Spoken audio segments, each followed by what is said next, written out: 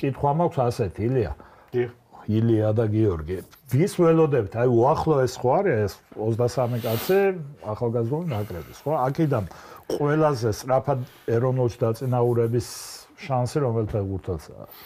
ნუ ეხლა მოდი ასე ვთქვა. მოდი 23 ფეხბურთელს აქვს, ხო, თეორიულად. ნუ აზაროვი უკვე არის. აზაროვი და მერტმა ჯამთელაც უკვე არის. საბას აზაროვი უკვე ფაქტიურად ეგენი ითვლებიან, რომ ანუ მაგათ ნათამაშები აქვს. ჩვენ გულისხმობთ, კობა ალბათ გულისხმობს, ვისაც ჯერ არ აქვს ნათამაშები, ხო. ეხლა ნუ მოდი მოვყვეთ მაშინ. ხო რაღაც მეკარე არაჩვეულებრივი მიუხედავად იმ ერთი რაღაცა თუმცა მეკარეები ისეთი მეკარეები ყავს რომ მოუწევს კონკურენცია. ნუ ხო ძალიან სერიოზული მეკარე ჯერ მეკარე ხო მე მგონი ყველაზე ნაკლები შანსი აქვს. ილია შენ უხედავს რომ რომელიმე ეპოქაში ყავდა ასეთი ძალის სამდენი მეკარე? არა. არ ყოლია ასეთი.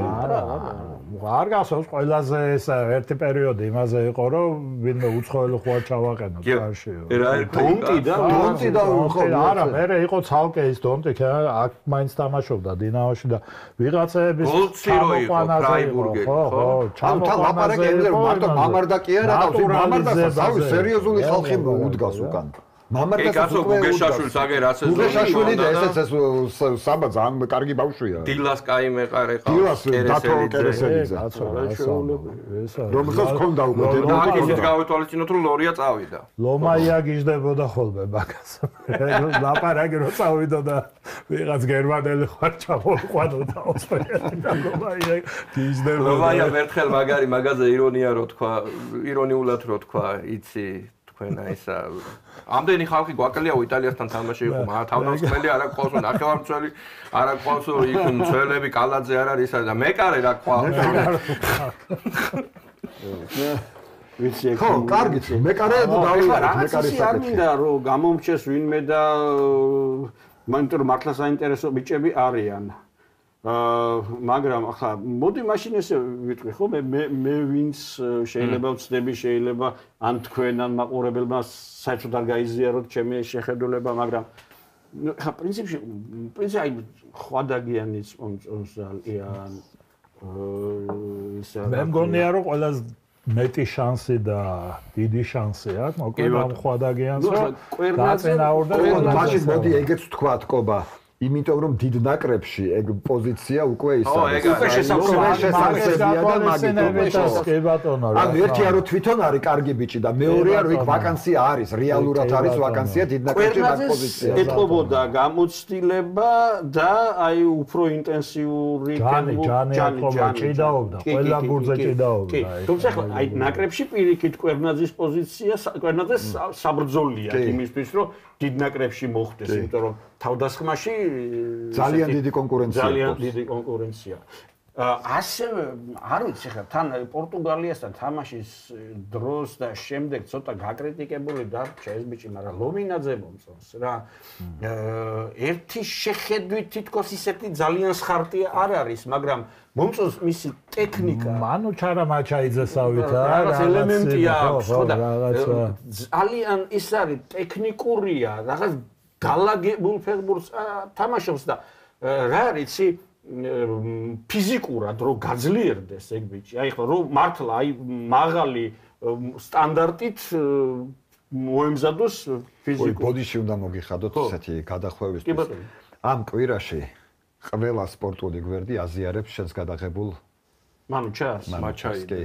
ნუ გამომაჭენებ ახლა სახალხო. ხო, არა და ვთქვათ რომ ისე ვთქვათ რომ იპარავენ კიდევაც შენს გადაღებულ ვიდეოს. მოკლედ აი მგონია რომ ლომინაძე თუ ფიზიკურ მომზადებას დიდ ყურადღებას მიაქცევს და ისეთ მოახერხებს რომ ისეთ ჩემპიონატში ან ისეთ გუნდში ითამაშოს სადაც აი ეს ბრძოლა დაშირდება იმედი მაქვს რომ ნახევარდაცვაში ესეთი რა ქვია კარგი ფეხბურთი მეც მგონია რომ ნომერ პირველი მაინც კანდიდატი ხვადაგიანი ასევე მგონია მაისურაძე, ოღონდ კაკაბაძის, ჯერ კაკაბაძის ჩანაცვლება გამორიცხულია კაკაბაძე აშკარად ის არის. და აი უკვე რო შედარებით ცოტა კონკურენცია შექმნას გონია მაისურაძე.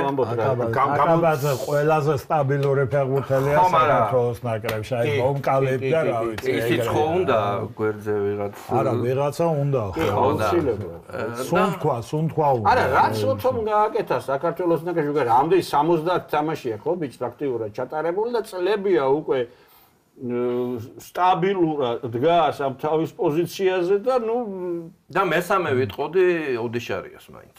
ოდიშარია ისე. ოღონდ ნაკრები მაინც სანიული მაინც შედარებით ნაკლებად თამაშობს ხოლმე ესე მარჯვენა გარემარბით თუ ეგ ტაქტიკით დაიწყო, მაშინ უფრო მეტი შანსი აქვს. არა, უნდა ყავდეს უკვე არის მე მგონი მზად იმისთვის რომ ეროვნულში მიიწვიოს მაინც რა თუ არა. და მოდი ერთს ვიტყოდი იცი კიდე რომ ეხლა ეგ ბიჭები ისეთ ასაკში არიან რომ აი ეხლა ერთ წელიწადში თქვა შეიძლება გააკეთონ ისეთი რაღაცა ნახტომი განვითარების თვალსაზრისით რა რომ ერთ წელიწადში უცებ რომელიღაცა მათგანი რომელიც ეხლა ამ წუთას ჩვენ არ დავასახელეთ მოგვევლინოს უკვე სხვა დონის ძლიერ ფეხბურთელად რა საერთოდ არ ველოდებ კვერნაძე რომ ეხლა ძალიან დიდი მნიშვნელობა აქვს სად გადავა რა თუ სერიას რომელიმე გუნდში გადავიდა ნუ უკვე ძალიან არა ეხლა აშკარად ისე იყო რა ჯერ დაკუნთული იყო სერიოზულად და ჭიდაობდა ყველა ბუძე იმ ფრანგებს აი ამ ბაყბაყდევებს ისე ეჭიდაებოდა რომ არ უთხოვდა არაფერს ეს აი რა შვება ეს კარგი ლიგა რა კარგი ლიგა გვინდა და ამ სერია B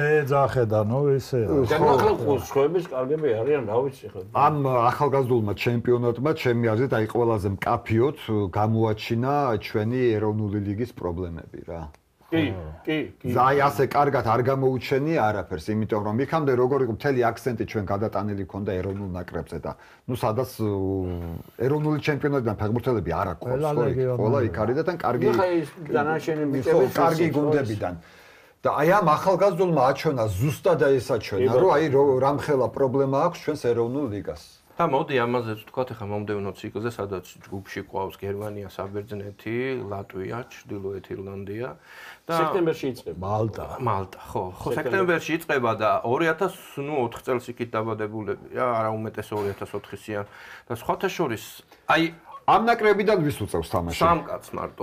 მესამე მეკარერო იყო მაკაცარია, გოგლიჩიძე, ოღონდ არ იყო ამ ნაკრებში, ისა იმას უწევს, რა ქვია. აუ, ეხლა იმას უწევ გავიწევ. მე გავიხსენე. ხო და გოგლიჩიძეს მაკაცარი. ცოტას. სამი კაცი იყო. ანუ თლიანად უნდა შეიცვალოს ნაკრები, ხო? სიგუა და ეგოიანი. ხო და პლუს კიდე ლაცაბიძეს უწევს, რომელიც უნდა ყოფილიყო ამ ევროპაზე. სიგუა საინტერესო ბიჭია ძალიან. ლაცაბიძეც უნდა ყოფილიყო ამ ევროპაზე, საერთოდ ძირითადის კაცად განიხილებოდა და ტრავმა მიიღო და ერთს დავღნიშნავდი. აი 2002-იანების ეს თაობა, რომელიც მორჩა. არა, იმას ის აქ არ იყო ეროვნულში იყო ეს ხარებაშვილი, ხო? ხო, ხარებაშვილი ხო, ეს საერთოდ 16 წლისაა ხარებაშვილი. ხო და აი რას ვამბობ, 2002-ის ეს თაობა, რომელმაც ახლა ევროპაზე ითამაშა 2 წლის წინ, გახსოვთ ხო, რომ შიში იყო, რომ ახლა იმ თაობას ეს ვერ შეედრება და ალბათ ახლა ნუ ძალიან გაგუჭირდება შვედეთთან თამაში და ასე რომ გავიდნენ და ხორვატიასაც მოუგეს და მე ვიტყოდი რომ აი ეს თაობა ახლა რაც არის 2004-იანების და იქით უფრო შედარებით მომზადებულია ვიდრე 2 წლის წინ ეს თაობა იყო. მე ესე ვფიქრობ რა მაშინ საინტერესო დაკვირვება ნეტა ეგრე იყო. იმიტომ რომ ახლა უფრო ბევრი თამაშობდნენ თავიანთ გუნდებში, ვიდრე 2 წლის წინ თამაშობდნენ ეს ბიჭები რა. ხა ერთის არის იმ გუნდში ხვიჩას აჭრდილი იყო და ისეთი ეფექტურია ეს ხვიჩა. თუნდაც მაშინ როცა არ არის და ხვიჩას თაობაზე არ ვამბობ, აი ამ თაობაზე ვამბობ ახლა. ხვიჩას მერე თაობა. ხო, ხვიჩას მერე. ამ თაობაზე ვინც ის. სხვადასხვა შვედეთში რო იყო უფრო ისე ვიყავი რაღაცა ეს წელისყრა მომავალი იმის ახალგაზრდობის უფრო რაღაცა ესე აი შეშნარები კი არა რაღაცა პესიმისტური განწყობა დამეუფლა და ეხლა გუშინ შემთხვევას ალბათ გადავალე და მეთქე ამათ როგორ ვერ უნდა მოუგოთ რა წარმოიდგინე უკვე სად ვარ რომ გერმანია კარგია ძალიან კარგია ეგეთი განწყობა როგორ გერმანია ნუ საბერძნეთზე აღარ ვამბობ არაფერს და ნუ პროცესია და ეხლა არა გერმანიას რა გუნდი ყავს საბერძნეთსაც დაწუნებული ვარ მაგარი ეყოლება რა მხრივ ოლიმპიაკოსმა მოიგო ისა რა ქვია UEFA-ს ახალგაზრდული ლიგა რა და ეხლა რამასვანაძესაც როგორ ისე სამუშაო სიზიფეში რომ აქვს ფაქტიურად რა თავიდან აქვს დასაწყები ხო ყველა მიიყვანს რაღაცა ახსაკამდე ამ ბიჭებს სრულიად ახალი გუნდი ყავს რაღაცა დონემდე და უნდა წავიდეს